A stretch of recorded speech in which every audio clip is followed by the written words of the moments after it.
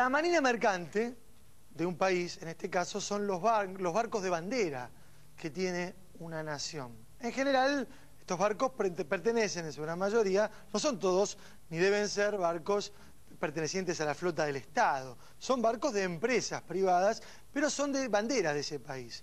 En este caso, durante los 90, aquí en la Argentina, también se destruyó esa marina mercante. Pero no fue tampoco, en este caso, casualidad. Fue absolutamente premeditado y con un plan, porque había que beneficiar a ciertos sectores. Para hacerlo, necesitaron de la complicidad de quienes presuntamente deberían defender y no atacar y boicotear a la marina mercante. Pero esto no ocurrió. Te lo contamos en la primera parte de este informe elaborado por Federico Simonetti.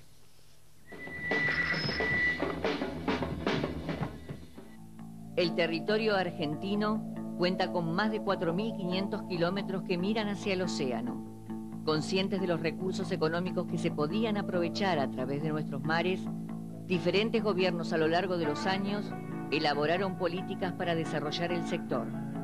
Se estatizaron los puertos, se impulsó la creación de una marina mercante y en 1960 el Estado fundó ELMA, Empresa Líneas Marítimas Argentinas, que llegó a tener 149 barcos.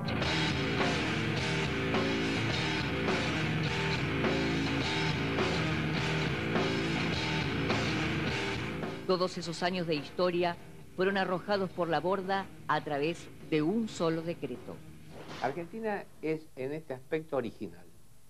Es absolutamente original. No existe ningún caso, y esto es absolutamente así, ningún caso semejante de un decreto que haya pulverizado como si fuese un rayo láser fulminante, hubiese liquidado a la industria. No existe. En el año 1991, el entonces presidente Carlos Menem firmó el decreto 1772, por el que se autorizaba a los armadores, empresas navieras locales, a sustituir la bandera argentina de sus barcos mercantes por otras de conveniencia. Como consecuencia directa del decreto, más de 130 buques mercantes nacionales cambiaron sus banderas. Nosotros pasamos a ese absurdo. Un propietario argentino pudo emplear entonces otra bandera y poner toda la organización de su empresa naviera bajo la esfera de otro país.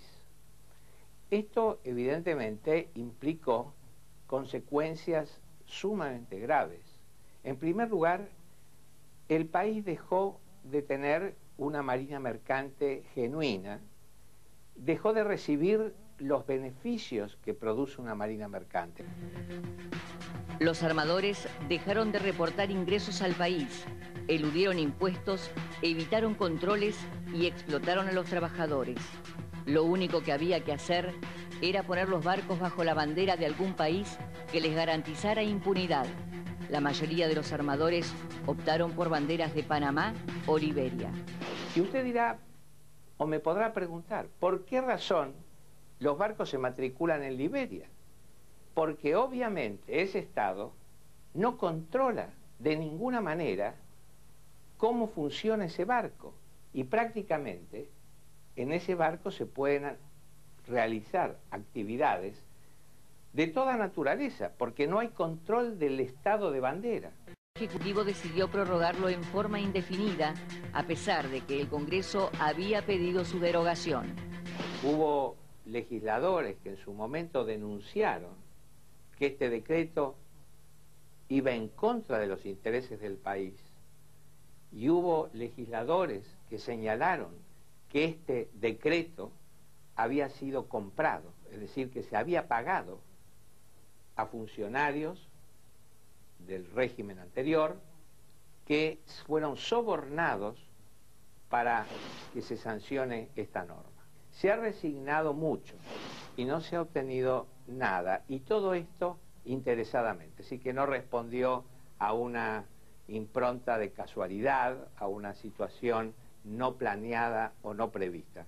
Hay intereses muy fuertes que desde siempre pensaron que Argentina no tenía que tener marina mercante. El negocio se completaba con el control sobre los puertos. El puerto, en ese sentido, con la legislación menemista, ha caído en manos de intereses privados.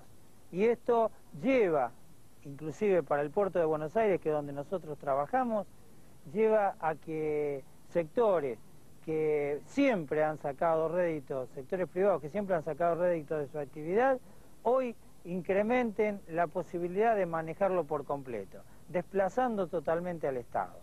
Los funcionarios del Estado han sido cooptados y han trabajado para los intereses de estos grupos privados. La desregulación de los puertos, operada durante la década del 90, fue otro factor clave para los empresarios. El control que debe ejercer el Estado sobre los puertos está en la legislación argentina.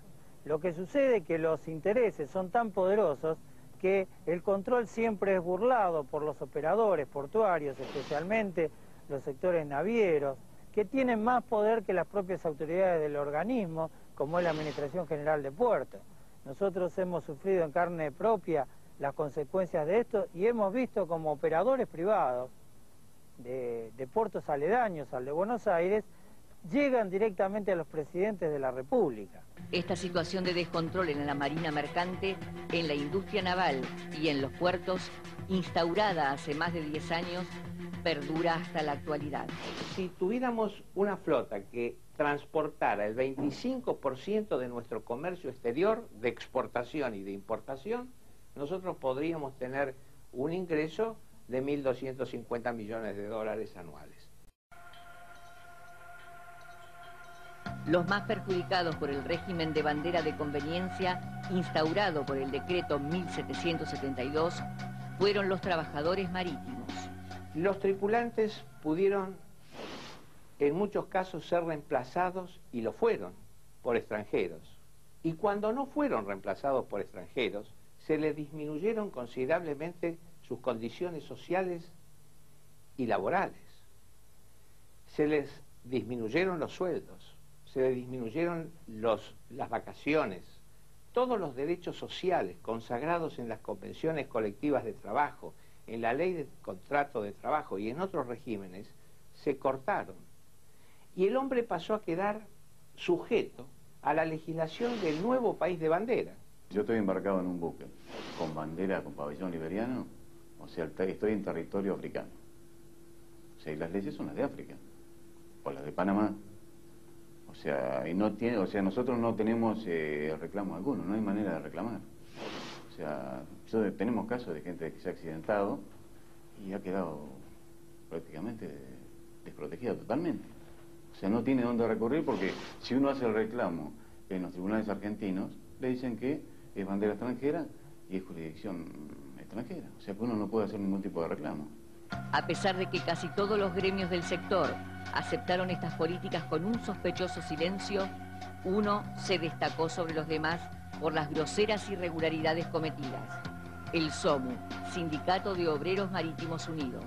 El decreto decía que la seguridad social, o sea, se seguían pagando los aportes por casi varios años, o sea, 7 años más o menos. No se le pagó aportes a ningún trabajador, se trabajaban prácticamente en negro. Se hizo infinidad de denuncias. Bueno, ya empezamos a ver una cierta complicidad, o sea, entre los armadores y los sindicatos. Para ser más específico, el Sindicato de Obreros Marítimos Unidos. Hicimos gestiones y bueno, gracias a Dios, o sea, salió el decreto 1255, la jubilación para la bandera extranjera. Pero en ese periodo que estábamos haciendo denuncias, se presenta una empresa en el Ministerio de Trabajo y acusa al sindicato de efectuar gestiones para que se aportaran por sí mismos, o sea, como trabajador independiente. O sea, de esa manera eximían a los empresarios a hacer los aportes. El SOMU firmó con los armadores convenios de trabajos abusivos que aclaraban expresamente que los marineros estaban sujetos a las leyes de otros países. De las 6 de la mañana hasta las 9 de la noche estás a la despensa del capitán que te diga: trabajás acá, trabajás allá, cortá esto, cortá aquello. No te hace trabajar el overtime, te trabaja todo el día, pero no te paga lo que te tiene que pagar.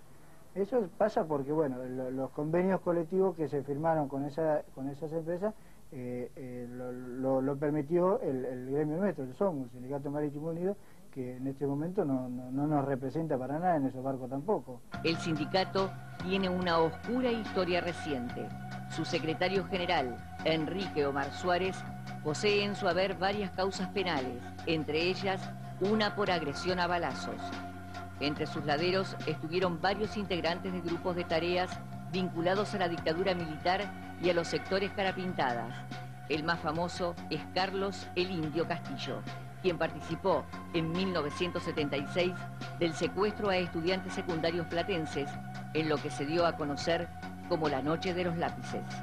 También existen en el SOMU varios asesinatos nunca esclarecidos, entre ellos el de Alberto Colores Rodríguez, quien 4 días antes de morir se había opuesto a una maniobra ilegal del sindicato, y el de la joven Karina Yerbal, quien fuera amante de Suárez. Cuando sube Menem, a los 10 días, Suárez llega al gremio comandado por un grupo de cara pintada. Llegan diciendo el gremio, el SOMU es de Zeneldín y Rico y con el Modín no se juega. Así asume Suárez al gremio y hoy está actualmente todavía en el gremio, no permitiendo que desde esa fecha a la actual no haya elecciones libres, elecciones democráticas. La democracia interna no existe, o sea, es más, yo he sido partícipe alguna vez, o sea, estuve en el sindicato de los Marítimos Unidos. Y bueno, llegó un momento cuando yo quise realmente que funcionara como sindicato, pedía comisiones ejecutivas, pedía informes sobre memoria y balance, sobre lo que estaba ocurriendo, sobre gastos que veía que no existían, que prácticamente se me negó la entrada al sindicato, o sea, no se me permitía pasar. Y, o sea, recibí amenazas mal, o sea, que he ido a mi casa, bueno, me amenazaban por teléfono, me tocaban el portero, me seguían en la calle, o sea. ¿Qué más podemos explicar si ya con esto podemos decir que Suárez se convirtió en una sociedad anónima y el gremio dejó de existir de esa forma? Pero esta 40, a pesar de ser una actividad que debe remunerarse en dólares. La denuncia también duerme en el Ministerio de Trabajo. ¿Qué hizo el sindicato?